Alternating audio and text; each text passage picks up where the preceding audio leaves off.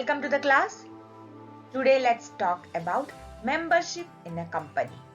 Okay, so in this video we are going to see who is a member in a company, how to acquire membership, who all can become a member, and how membership will be terminated. Okay, so let's see. First, who is a member of a company? According to Section 2, subsection 53 of Companies Act 2013, a subscriber to the memorandum of the company is a member.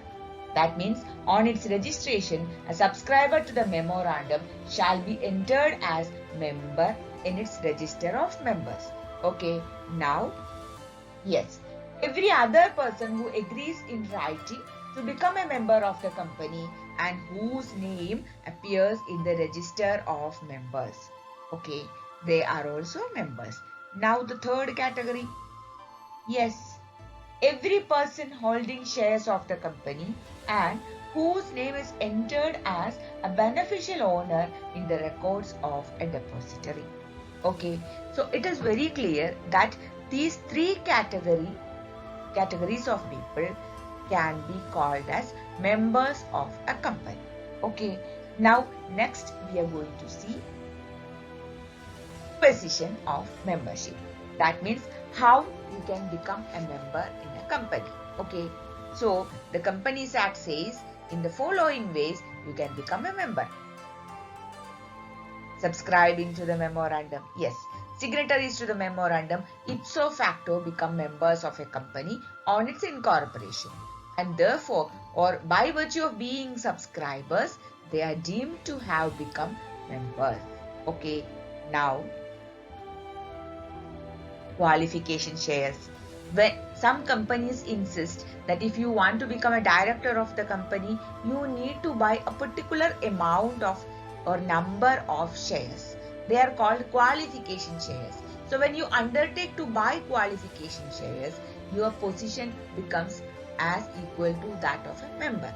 Okay, now third, the most common method of acquiring membership is by applying for shares in a company, and when company allots shares, you become a member. Okay. Transmission. At the death of a shareholder, his shares will devolve upon his legal representative, and legal representative's name will be entered in the register of members. Okay. Now, transfer. When you buy shares from another person, you become a member. We have already discussed the concept of estoppel before also. That means you are allowing somebody to believe at the existence of something. Later you cannot deny that. Even though when you allowed the person to believe, that time that was not existing, but you made the person believe either through your actions or through your words or through your silence. Anyway, you are the reason for the other person to believe so. Later you cannot deny the responsibility or liability. Okay, so that is applicable here also. If you allow your name to be entered as a member in the register of members, later you cannot deny the liability. Okay.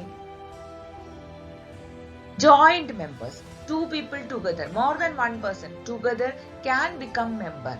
They are called joint members.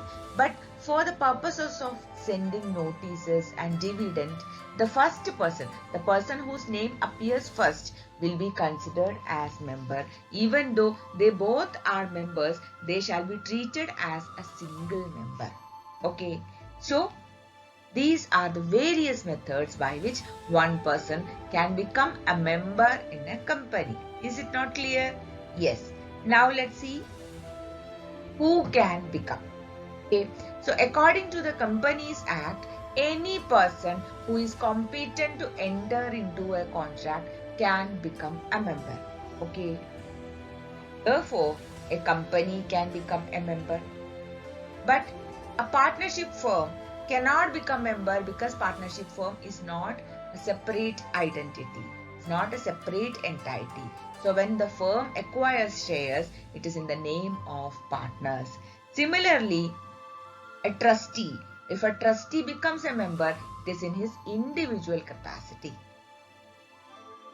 A registered society, like a company, is having a separate entity, and therefore a registered society can buy shares and become member in a company.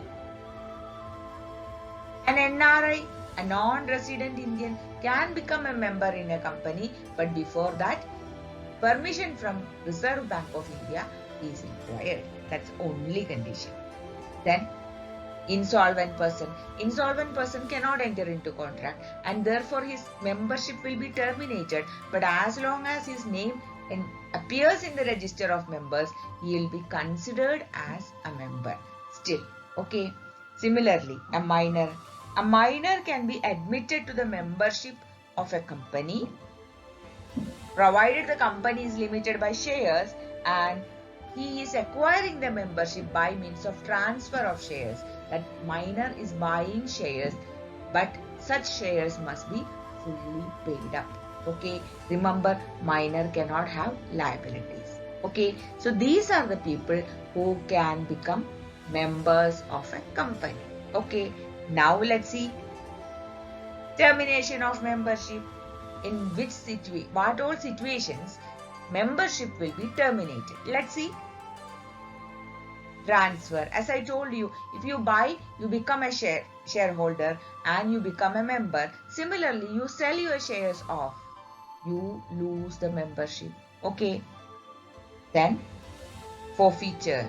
Forfeiture is a procedure, or rather it is a penal procedure by the company. If the member or the shareholder is not paying calls on shares, company may forfeit the shares. Company will take back forcefully the shares, and thereby the member may lose membership. Okay. Lien. If company exercises lien on the shares held by you, naturally company exercises lien if you don't pay the calls on shares. In such cases also, you may lose the membership. Surrender. If the articles allow, members can surrender their shares back to the company, and once the surrender is complete, membership is terminated. See, as a part of execution decree of a court, like any other property, shares can also be attached. So in that case also, the person loses membership if his shares are attached. Okay. Now, see, if a member rescinds the contract, that means he cancels the contract to take shares. He has agreed to buy shares of the company. Later, he is cancelling the contract due to misrepresentation in the prospectus. That can happen. Later, he realized that there was misrepresentation in the prospectus, and therefore he cancelled. Okay. So he was a member and he himself terminated the membership. Okay. Insolvent person. As I told you, the moment you are declared to be insolvent, your name will be removed from the register of members, and then you lose membership. Death. Everyone knows. Death will terminate all your liabilities, all your responsibilities. Similarly, membership also. Redemption. Okay. If redeemable preference shares are redeemed, then your membership is terminated. Now, winding up. If the company is being wound up, a member remains liable as a contributor and is also entitled to share the surplus of assets. Okay.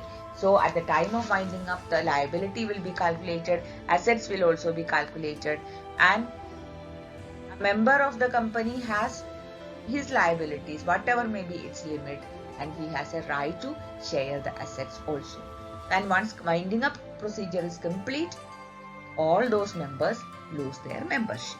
Okay, so these are the grounds on which a person may lose or a member may terminate membership.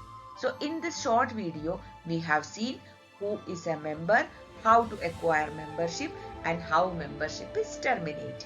Okay, I hope it's clear to you. We'll meet again in another video. Till then, bye. If you have doubts, if you have any suggestions, please put it in the comment box. I'll be happy to help.